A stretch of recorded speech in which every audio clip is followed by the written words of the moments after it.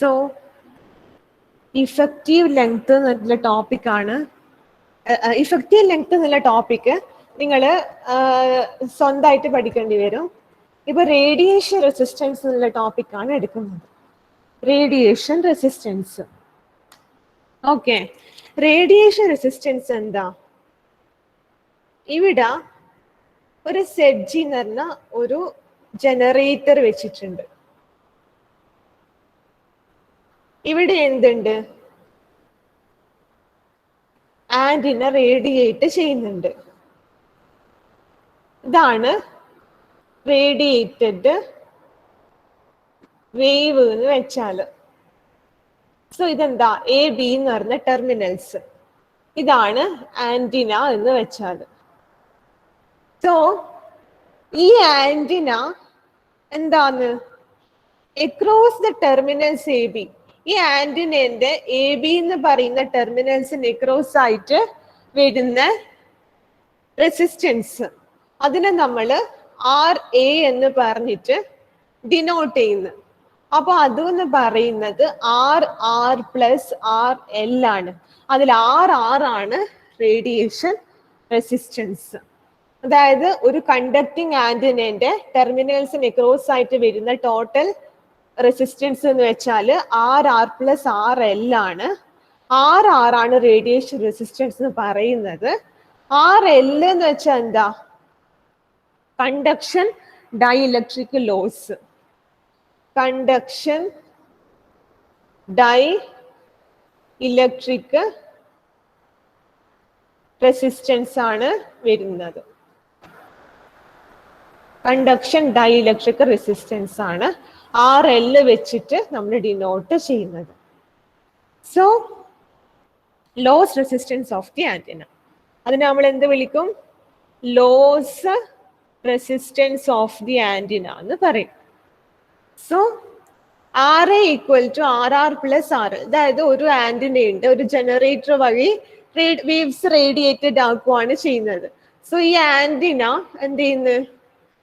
അതിന്റെ രണ്ട് terminals AB തമ്മിലുള്ള ടെർമിനൽസ് ഡിഫറെന്റ്, അതിന്റെ ടെർമിനൽസിലുള്ള റെസിസ്റ്റൻസ് RA എന്ന് വെച്ചാൽ RR പ്ലസ് RL വെച്ചാല് റെസിസ്റ്റൻസ് ആണ്. RL ആണ് കണ്ടക്ഷൻ ഡൈ ഇലക്ട്രിക് റെസിസ്റ്റൻസ് അല്ലെങ്കിൽ ലോസ് റെസിസ്റ്റൻസ് എന്ന് വെച്ചാൽ. കണ്ടക്ഷൻ ഡൈഇലക്ട്രിക് ലോസ് റെസിസ്റ്റൻസ് അല്ലെ സിംപ്ലി ലോസ് റെസിസ്റ്റൻസ് എന്ന് വെച്ചാൽ. ഇത്രയാണുള്ളത്. ഇനിയുള്ളത് ഇഫക്റ്റീവ് ഏരിയ.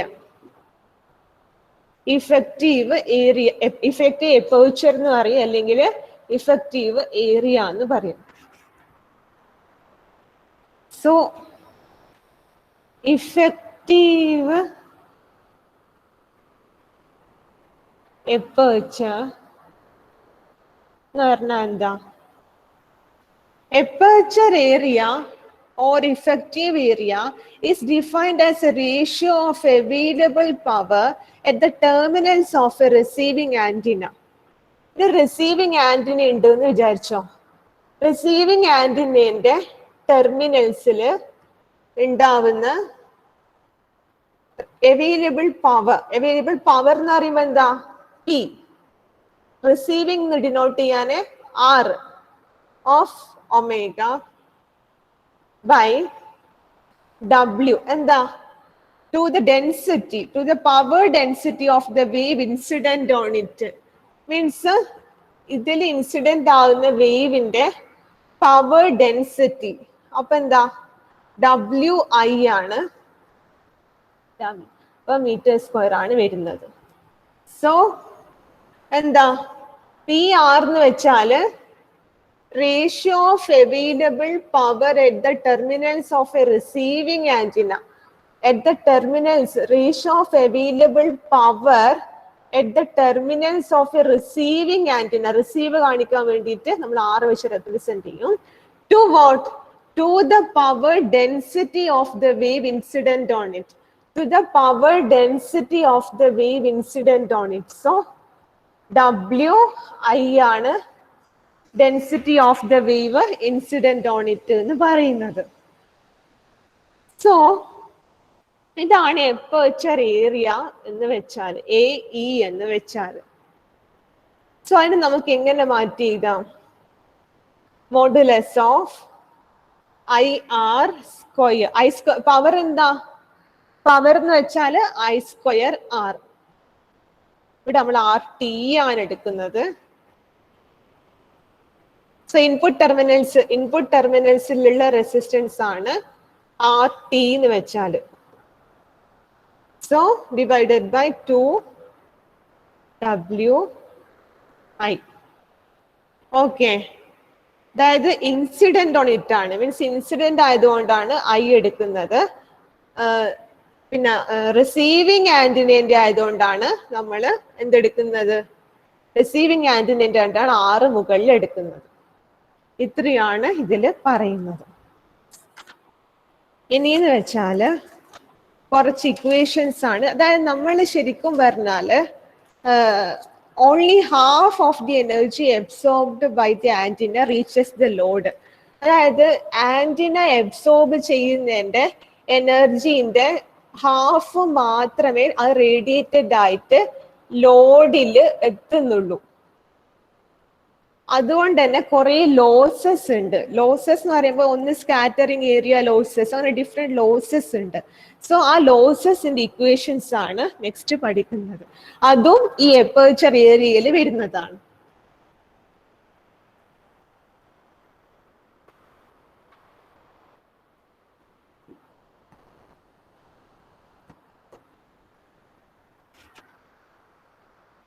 അതായത് ലോസസ് എന്ന് പറയുമ്പം മാക്സിമം ഏരിയക്ക് ഒരു ഇക്വേഷൻ കൂടിയുണ്ട്. മാക്സിമം എപ്പർച്ചർ ഏരിയക്ക് ഒരു ഇക്വേഷൻ ഉണ്ട്. അതെന്ന് വെച്ചാൽ ബൈ ഹാർട്ട് പഠിക്കേണ്ടതാണ്. ഡെറിവേഷൻ ഒന്നും പറയുന്നില്ല. VT the square by 8WI into 1 by RR plus RL. അതായത് VT the square by 8 omega I 1 by RR plus RL. So ഈ ഒരു ഇക്വേഷൻ വെച്ചിട്ടാണ് ബാക്കിയുള്ള എല്ലാ ഇക്വേഷൻസും നമ്മൾ പറയുന്നത്. ഇതാണ് ഇഫക്റ്റീവ് ഏരിയന്റെ മാക്സിമം വാല്യൂ എന്ന് വെച്ചാൽ, ഇഫക്റ്റീവ് എപ്പർച്ചർ ഏരിയന്റെ മാക്സിമം വാല്യൂ എന്ന് വെച്ചാൽ ഈ ഒരു സംഗതിയാണ്. അതായത് modulus of VT the square by 8 omega എന്ന് വെച്ചാൽ പവർ ഡെൻസിറ്റി. ഈ VT സ്ക്വയർ വരാൻ കാരണം എന്താ? നേരത്തെ വി സ്ക്വയർ ബൈ ആർ ആണ്. എന്ത്? വി സ്ക്വയർ ബൈ ആറ്, ഐ സ്ക്വയർ ആറ് നമ്മൾ നേരത്തെ എടുത്തത്. ഇനി വി സ്ക്വയർ ബൈ ആർ എന്നാണ്? അതും എന്ത് തന്നെയാണ്? പവർ ആണ്. സോ നേരത്തെ പവറിനെ മാറ്റി ചെയ്തതാണ് VT സ്ക്വയർ ബൈ ആർ എന്ന് പറയുന്നത്. അതിൽ ആർ എന്ന് വെച്ചാല് radiation resistance plus loss resistance, ഇത്രയേ ഉള്ളൂ. സോ ഇതങ്ങ് ബൈ ഹാർട്ട് എടുക്കുക. അതായത് VT സ്ക്വയർ ബൈ 8 ടേം വരുന്നത് ഒന്ന് ഓർത്ത് വെക്കുക. VT സ്ക്വയർ എന്ന് പറയുമ്പോൾ ആ ടെർമിനൽസിലുള്ള ട്രാൻസ്മിറ്റർ സൈഡിലുള്ള divided by 8WI 1 by RR plus RL എന്ന് ഓർമ്മിച്ച് വെക്കുക. ഇനി എന്താ സ്കാറ്ററിംഗ് ഏരിയ? എന്താ സ്കാറ്ററിംഗ് ഏരിയ? സ്കാറ്ററിംഗ് ഏരിയ എന്ന് വെച്ചാല് അതിന്റെ ഇക്വേഷൻ ആണ് AS എന്ന് അറിയുമ്പം VT square by 8WI RR by RR plus RL square.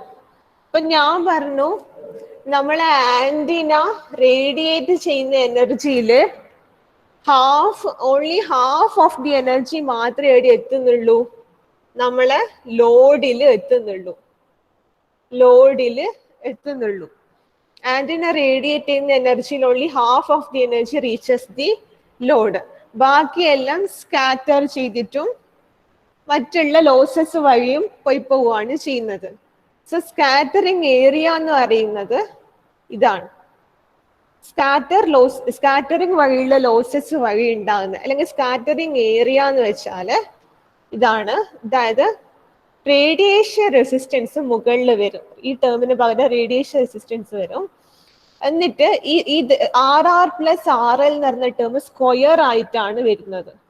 RR plus RL square ആയിട്ട് വരും. അപ്പോൾ ഈ ഇക്വേഷൻ നിങ്ങൾ ഓർത്ത് വെക്കുക. ഇതിന്റെ വേരിയേഷൻ ആയിട്ടാണ് വരുന്നത്. ഡിഫറെന്റ് ലോസസ് എന്ന് വെച്ചാൽ ഈ ബേസിക് ഇക്വേഷന്റെ വേരിയേഷൻസ് ആയിട്ടാണ് വരുന്നത്. So it is defined as an area when multiplied with incident power. Incident power ആണ് ഇത്. Is equal with incident power density. Incident power density വെച്ചിട്ട് മൾട്ടിപ്ലൈ ചെയ്താലാണ് എന്ത് കിട്ടുക? ഈ പറയുന്ന സ്കാറ്ററിംഗ് ഏരിയ കിട്ടുക. ഇനി loss area.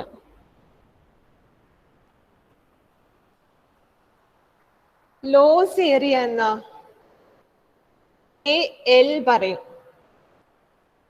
VT square by 8WI RL by RR plus RL whole square. അപ്പോൾ സ്കാറ്ററിംഗ് ഏരിയയില് റേഡിയേഷൻ റെസിസ്റ്റൻസ് എന്ന് പറയുന്ന ടേം ആണ് ന്യൂമറേറ്ററിൽ വന്നത്. പക്ഷെ ലോസ് ഏരിയയില് ലോസ് റെസിസ്റ്റൻസ് എന്നുള്ള ടേം ആണ് ന്യൂമറേറ്ററിൽ വരുന്നത്. ലോസ് റെസിസ്റ്റൻസ് എന്നുള്ള ടേം ആണ് ന്യൂമറേറ്ററിൽ വരുന്നത്. പക്ഷെ ഡിനോമിനേറ്റർ രണ്ടും സെയിം ആണ്. RR plus RL the whole square ആണ് വരുന്നത്. അതായത് radiation resistance plus loss resistance the whole square. ഈ ഇൻസിഡന്റ് പവർ ഡെൻസിറ്റിയും ഉണ്ട്. ഇൻസിഡന്റ് പവർ ഡെൻസിറ്റിയും ഉണ്ട്. അതുപോലെ റിസീവിങ് എന്തുണ്ട്? റിസീവിങ് ആന്റിനന്റെ പവറും ഉണ്ട്. റിസീവിങ് ആന്റിനന്റെ പവറും ഉണ്ട്. ഇൻസിഡന്റ് പവർ ഡെൻസിറ്റിയും ഉണ്ട്. റിസീവിങ് ആന്റിനന്റെ പവറും ഇൻസിഡന്റ് പവർ ഡെൻസിറ്റിയും ആണ് ഉള്ളത്. സോ ഇതാണ് ലോസ് എപ്പർച്ചർ ഏരിയ അല്ലെങ്കിൽ ലോസ് ഏരിയ എന്ന് വെച്ചാൽ. ഇതെല്ലാം ഡിഫറെന്റ് ലോസസിന് പറഞ്ഞു. സ്കാറ്ററിംഗ് ലോസ്, അതുപോലെ ഈ പറയുന്ന ലോസ് റെസിസ്റ്റൻസ് കാരണം ഉണ്ടാകുന്ന ലോസസ്, അതാണ് ഈ പറയുന്ന ലോസ് എപ്പർച്ചർ ഏരിയ എന്ന് വെച്ചാൽ. ഇനിയാണ് capture area. Capture area AC എന്ന് വെച്ചാല് VT the square by 8WI RR plus RL plus RT by RR plus RL the whole square. Okay. അതായത് RR by ഇതെന്താ term? RR by RL, RR plus RL whole square എന്താ? അതെന്ന് വെച്ചാല് ഈ term അല്ലേ, scattering loss അല്ലേ, scattering area അല്ലേ. So AS plus എന്ത് വരും?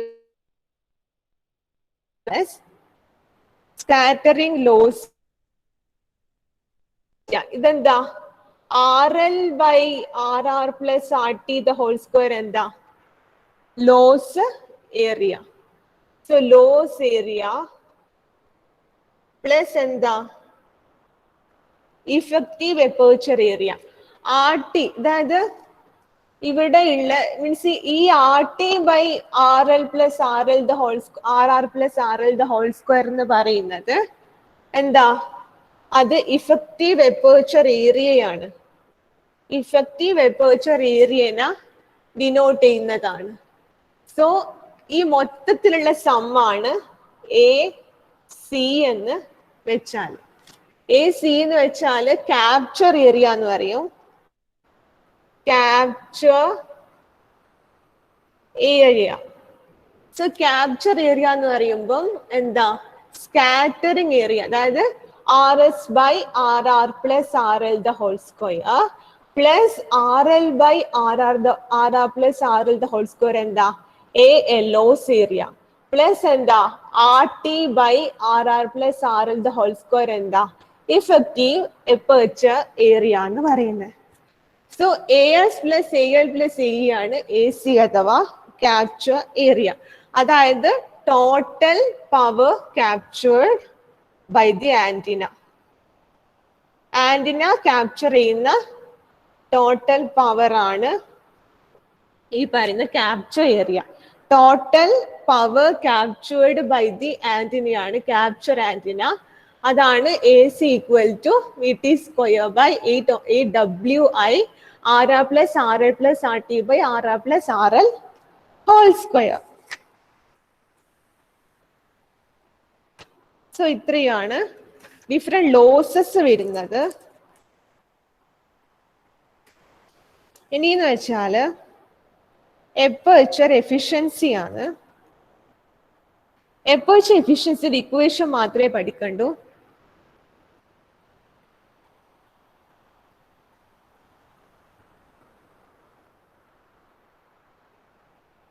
aperture efficiency EAP എന്ന് വെച്ചാൽ maximum aperture area by physical area ആണോ അതുപോലെ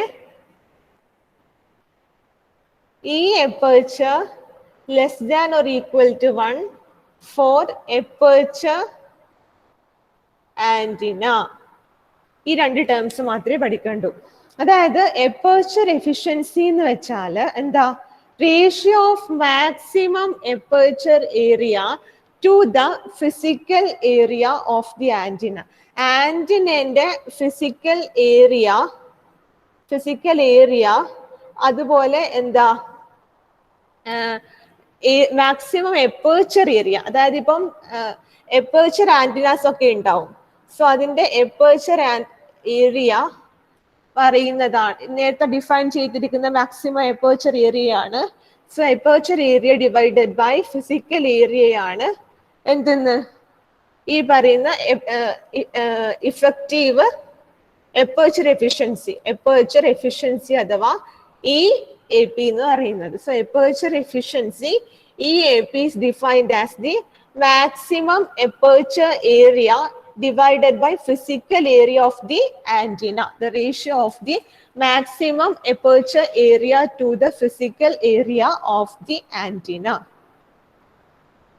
പക്ഷെ ഇവിടെ എന്താ പറയുന്നത് aperture efficiency എന്ന് പറഞ്ഞാൽ എപ്പോഴും 1 ഈ റേഷ്യോ ആണ്.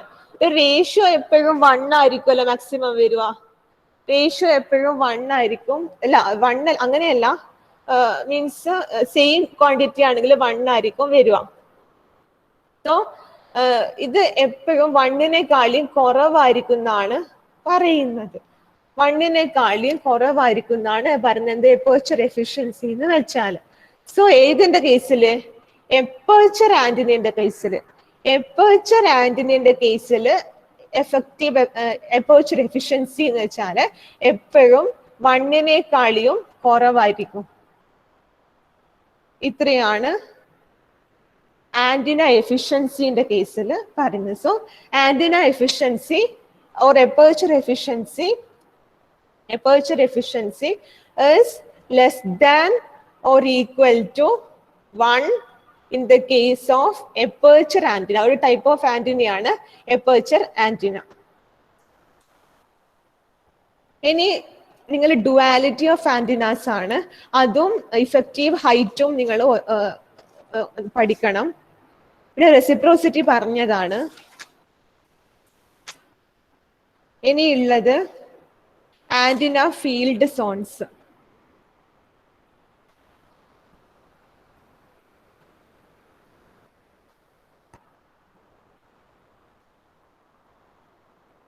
ആന്റിന ഫീൽഡ് സോൺസ്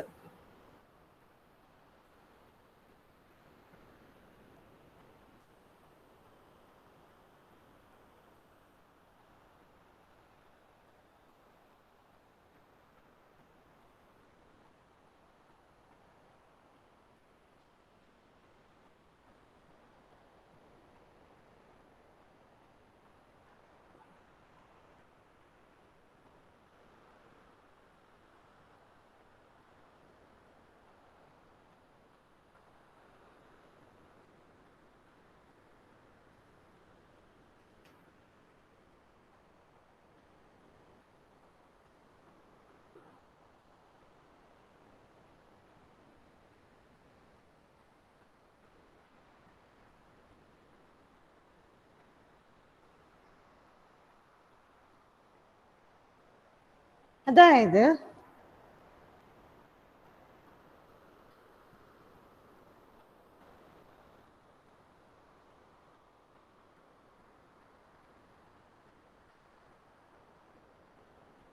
എന്താ ആന്റിന ഫീൽഡ് സോൺസ് ആണ്. ഞാൻ അന്ന് പറഞ്ഞിട്ടുണ്ടായി 2 ഫീൽഡാണ് ഉള്ളത് എന്ന് പറഞ്ഞിട്ടുണ്ടായി. അതായത് ഒന്ന് ഫാർ ഫീൽഡും മറ്റേത് നിയർ ഫീൽഡും. ഫാർ ഫീൽഡ് എന്ന് പറയുമ്പോൾ ഫ്രോൺഹോഫർ എന്ന് പറയുന്നത്, അതായത് ആന്റിനയിൽ നിന്ന് ഒരു ഫിക്സഡ് ഡിസ്റ്റൻസ്. ഇപ്പൊ ഇത് R1 ഉള്ള ഒരു ഡിസ്റ്റൻസ് ആണ് വെച്ചോ. സോ R1ന്റെ വാല്യൂ എത്ര? രണ്ടും ബൈ ഹാർട്ട് പഠിക്കണം. R1ന്റെ വാല്യൂ എന്ന് വെച്ചാൽ 0.62 into root L1 cube by lambda. Okay, അതിന്റെ ഡയമീറ്റർ ആണ് പറയുന്നത് L1 ക്യൂബ് ബൈ ലാംഡ. അതാണ് R1. ഇനി R2 എന്ന് വെച്ചാൽ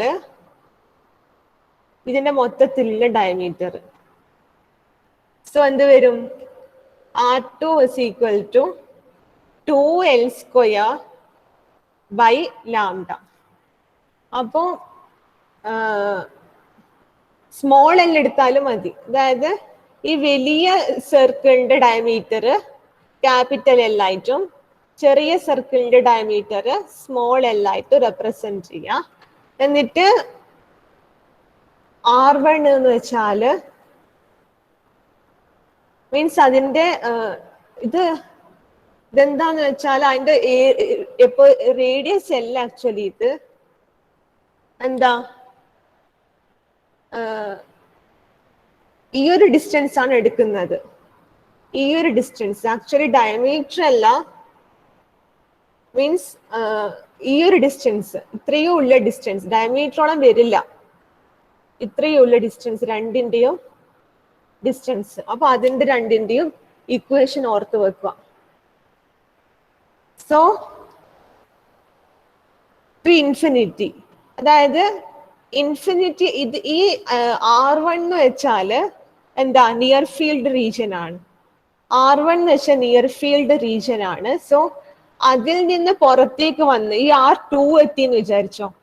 R2ന്ന് പിന്നീട് അങ്ങോട്ടേക്കുള്ള മൊത്തം ഫ്രോൺഹോഫർ റീജിയൻ ആണ് ടു ഇൻഫിനിറ്റി. അതായത് R2 എന്ന് പറയുന്ന ആ ഒരു എന്താ ബൗണ്ടറിന്ന് പുറത്തേക്ക് വരുന്ന ടു ഇൻഫിനിറ്റിയിലേക്ക് വരുന്ന റീജിയൻ എല്ലാം ഫ്രോൺഹോഫർ റീജിയൻ ആണ്.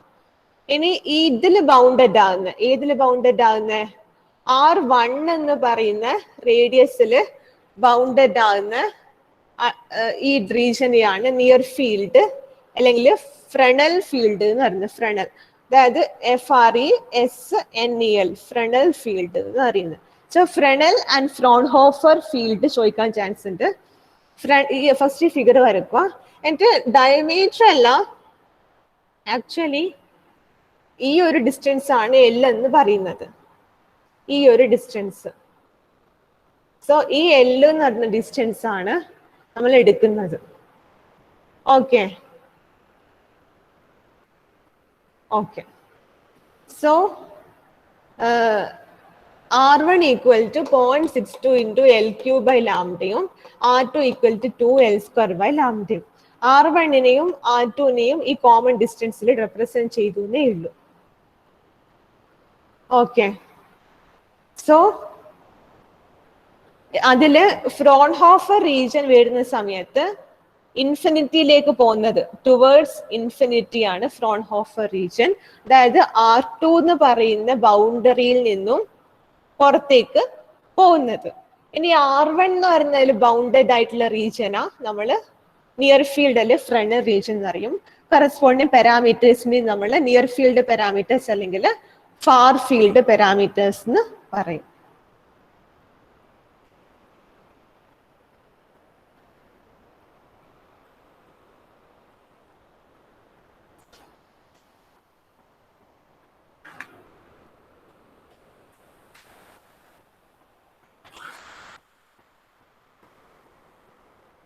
ശരിക്കും പറഞ്ഞ ഡുവാലിറ്റി കൂടി നിങ്ങൾക്ക് ഡൗട്ട് വരാൻ ചാൻസ് ഉണ്ട്. ഡുവാലിറ്റി കുറച്ച് ഇക്വേഷൻസും കാര്യങ്ങളൊക്കെയാണ്.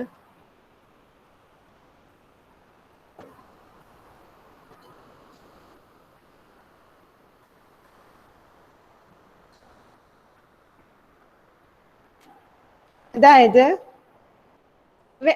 എന്താ, when two equations that describe the behavior of two different variables are of the same mathematical form, their solutions will also be identical. രണ്ട് ഇക്വേഷൻസ് ഉണ്ട്, നമ്പർ 1 നമ്പർ 2 രണ്ട് ഇക്വേഷൻസ് ഉണ്ട്. അപ്പൊ duality of antennas just describe ചെയ്താൽ മതി, എന്നിട്ട് രണ്ട് ഇക്വേഷൻസും by heart പഠിച്ചു വെക്കാം. മീൻസ് ഇലക്ട്രിക് സോഴ്സസിന്റെയും മാഗ്നറ്റിക് സോഴ്സസിന്റെയും കറസ്പോണ്ടിങ് ആയിട്ട് വരുന്ന സിമ്പിൾ ആണ്, ഞാൻ പറഞ്ഞുതരാം. When two equations that describe the behavior of two different variables, രണ്ട് ഡിഫറെന്റ് വേരിയബിൾസിന്റെ ബിഹേവിയറിനെ സ്പെസിഫൈ ചെയ്യുന്ന രണ്ട് ഇക്വേഷൻസ് രണ്ടും സെയിം മാത്തമെറ്റിക്കൽ ഫോമിലാണെങ്കിൽ അതിന്റെ സൊല്യൂഷനും സിമിലർ ആയിരിക്കും അല്ലെങ്കിൽ ഐഡന്റിക്കൽ ആയിരിക്കും എന്നാണ് പറയുന്നത്. When two equations that describe the behavior of two different variables are of the same mathematical form, their solutions will also be identical. The variables in the two equations that occupy identical positions are known as dual quantities. അതായത് means identical positions occupy ചെയ്യുന്നത്, മിക്കവാറും എന്തിന്റെ solution ആണോ കിട്ടുന്നത് അതായിരിക്കും. അല്ലെങ്കിൽ നമുക്ക് അത് മാത്രമല്ല, ഐഡന്റിക്കൽ പൊസിഷൻസ് ഓക്യുപ്പൈ ചെയ്യുന്ന എല്ലാ വേരിയബിൾസും എന്താ ഈ പറയുന്നത് variables in the two equations that occupy identical positions എന്ന് പറയുന്നത് ഡുവൽ എന്നാണ് പറയുന്നത്. Dual quantities, dual quantities. Okay, so the variables in the two equations, രണ്ട് ഇക്വേഷനിലെ variables that occupy identical positions are known as dual quantities, and a solution of one can be formed by a systematic interchange of symbols of the other. അതായത് ഒന്നിന്റെ solution എന്ന് വെച്ചാൽ മറ്റേ ഇക്വേഷന്റെ systematic arrangement വഴി ഒന്നിന്റെ, അതായത് ഇതിന്റെ സിമ്പിൾസ് മീൻസ് സെക്കൻഡ് ഇക്വേഷനിലുള്ള സിമ്പിൾസിന്റെ സിസ്റ്റമാറ്റിക് അറേഞ്ച് വഴി നമുക്ക് ഫസ്റ്റ് ഇക്വേഷനിന്റെ സൊല്യൂഷൻ കിട്ടുന്നതായിരിക്കും. സോ ഇവിടെ പറയുന്നതെന്ന് വെച്ചാല് when two equations that describe the behavior of two different variables are of the same mathematical form, രണ്ട് ഇക്വേഷൻസ് ഉണ്ട്, അത് രണ്ടും ഡിഫറെന്റ് വേരിയബിൾസിനെ ഡിനോട്ട് ചെയ്യുന്ന ഇക്വേഷൻസ് ആണ്. പക്ഷെ അതിന്റെ മാത്തമെറ്റിക്കൽ ഫോം രണ്ടും സിമിലർ ആണെങ്കിൽ അതിന്റെ സൊല്യൂഷനും ഐഡന്റിക്കൽ ആയിരിക്കും. ഇനി the variables in the two equations similar positions occupy ചെയ്യുന്ന വേരിയബിൾസ് എന്ന് വെച്ചാൽ അതിനെ പറയുന്ന പേരാണ് ഡുവൽ ക്വാണ്ടിറ്റീസ്. ഡുവൽ ക്വാണ്ടിറ്റീസ് എന്ന് പറയും, dual quantities. And a solution of one can be formed by what? A systematic arrangement of the symbols of the other equation. അതായത് ഒരു ഇക്വേഷന്റെ സൊല്യൂഷൻ എന്ന് പറയുന്നത് മറ്റേ ഇക്വേഷന്റെ സിമ്പിൾസ്, ഡിഫറെന്റ് സിമ്പിൾസിന്റെ സിസ്റ്റമാറ്റിക് അറേഞ്ച്മെന്റ് കൊണ്ട് പോസിബിൾ ആണ്. ഇതിനാണ് ഡുവാലിറ്റി തിയറം എന്ന് പറയുന്നത്. അപ്പൊ നമ്മൾ ജസ്റ്റ് രണ്ട് ഇക്വേഷൻസ് പഠിച്ചു വെക്കുക. Duality equations for electric and magnetic current sources.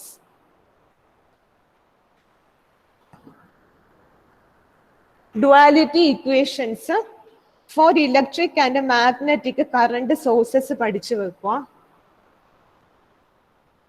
Electric സോഴ്സസിൽ എന്താ, ഇലക്ട്രിക് സോഴ്സസിൽ മാഗ്നറ്റിക് ഫീൽഡ് ഡെൻസിറ്റി എന്തില്ല, ഇല്ല. അപ്പൊ നമ്മൾ എന്ത് ചെയ്തു, M = 0 എന്ന് എഴുതും. കറണ്ട് ഡെൻസിറ്റി എന്തുണ്ട്, ഉണ്ട്. അപ്പോ J not = 0 എന്ന് എഴുതും.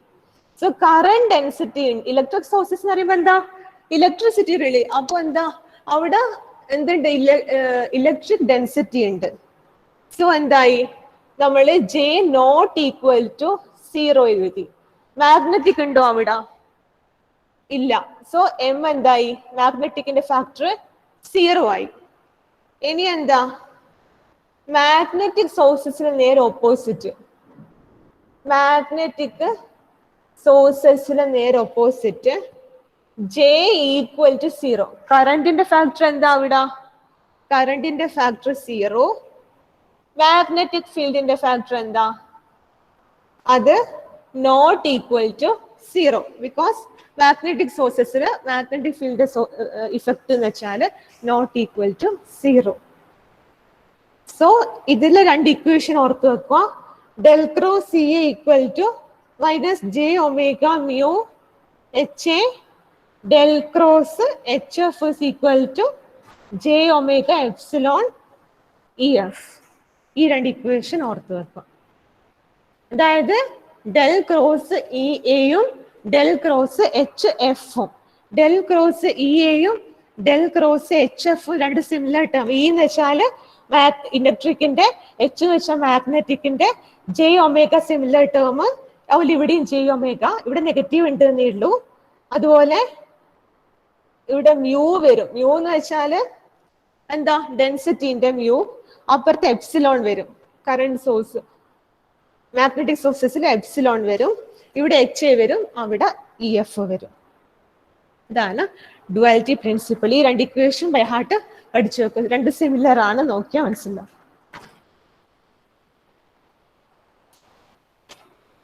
ഇനി അറ്റൻഡൻസ് പറഞ്ഞോ. നമ്പർ 1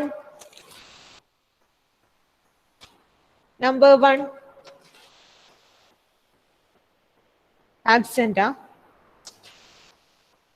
നമ്പർ 2 എല്ലാരും ആബ്സെന്റ് ആണോ?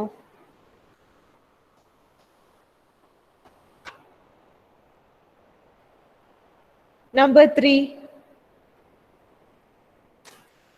Present, miss. Number 4 Present, miss. Number 5 Present, miss. Number 6 absent. Number 7 present ആണോ? absent. Number 8 Miss, message box ഇടുന്നുണ്ട് അവര്. ടീച്ചർ മെസ്സേജിൽ ഇടുന്നൊന്നും ടീച്ചർ കാണുന്നില്ല. 1 ഉം 2 ഉം 7 ഉം പ്രസന്റാ. 1 ഉം 2 ഉം പ്രസന്റാ? അതെ. ഓക്കെ, നിങ്ങൾ പറഞ്ഞാ മതി, മെസ്സേജ് ഇടണ്ട. ഓക്കെ, 1 ഉം 2 ഉം പ്രസന്റ്, 3 പ്രസന്റ്, 4 5 6 7 ആബ്സെന്റ് അല്ലേ? അല്ല മിസ്, 7 പ്രസന്റ് ആണ്. 7 പ്രസന്റ് ആണ്. ഓക്കെ, 8 ഓ? Present miss. 9 Present, miss. 10 Present, miss. 11 Present, miss. 12 Present, miss. 13 absent. 14 ഇത് 13 പ്രസന്റാ. 13 മൈക്കില്ല. Okay, 14 Present, miss. 15 16 പ്രസന്റ് ആണോ? ഇവിടെ 16 എന്ന് പറയുന്ന അശ്വിൻ രാജാണ്. പ്രസന്റ് ആണോ?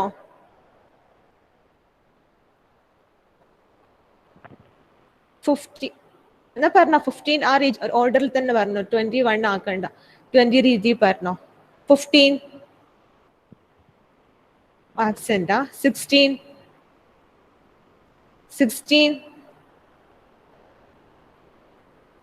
ദീപ്തി ആബ്സെന്റാ. ഹരിത പ്രസന്റാ. Sanila Present, miss. ഓക്കെ. Shishira K M Present, miss. Soumya Present, miss. Okay. അപ്പം ഫസ്റ്റ് മോഡ്യൂൾ ഏകദേശം കംപ്ലീറ്റ് ആയിട്ടുണ്ട്. എന്തെങ്കിലും ഡൗട്ട് ഉണ്ടെങ്കിൽ നെക്സ്റ്റ് ക്ലാസ്സിൽ വരുമ്പോൾ ചോദിച്ചു. Miss, ഓക്കെ, miss videos ഇംഗ്ലീഷിൽ അപ്ലോഡ് ചെയ്യുവോ? വീഡിയോസ് അപ്ലോഡ് ചെയ്യാം. വീഡിയോസ് ഇന്ന് അപ്ലോഡ് ചെയ്യാം. നോട്ട്സും ആണ്. നോട്ട്സ് അപ്ലോഡ് ചെയ്യാം. ഓക്കെ. ഓക്കെ.